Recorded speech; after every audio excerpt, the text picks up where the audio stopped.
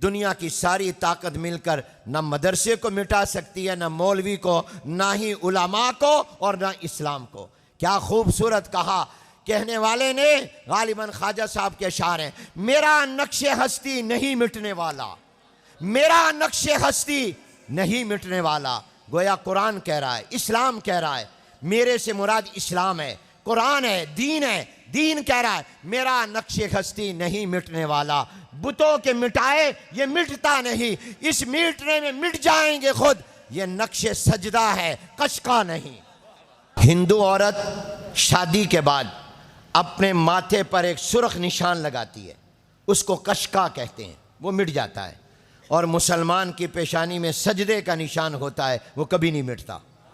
मेरा नक्शे हस्ती नहीं मिटने वाला, बुतों के मिटाए ये मिटता नहीं, इस मिटने में मिट जाएंगे खुद। ये नक्शे सजदा है, कशका नहीं। व आखिर दावाना अनिल हम्दुलिल्लाह।